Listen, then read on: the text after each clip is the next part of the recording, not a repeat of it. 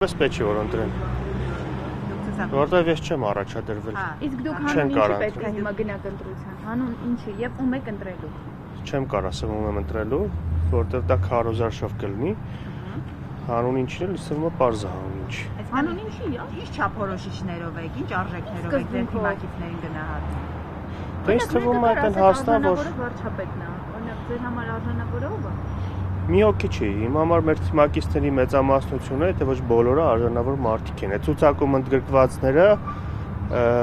ամենայն դեպս բոլորը արժանավոր մարդիկ են, ովքեր կարան տեղ գտնեն մեր ազգային ժողովում։ Բայց դե 50 եք ընտրել, դրա համար եմ ասում։ Այդ արժանավորները ձեզ ասած ավելի արժանավորներին ինչպես եք։ Շատ դժվար ընտրություն է դրա համար, շատ դժվար։ Եվ այս գործընթացը ինչին կնպաստի։ Այս գործընթացը նպաստելու է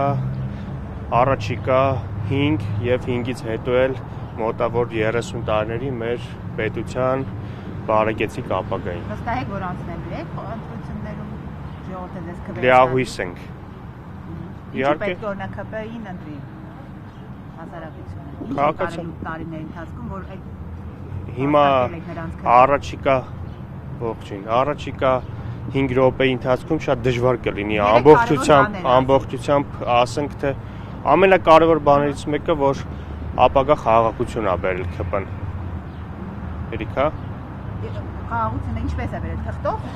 Չէ։ Խաղաղություն դեռ չկա։ Թղթով չէ, փաստացի, հակառակը փաստացի վերջի 2 տարիների ընթացքում դուք որևիցե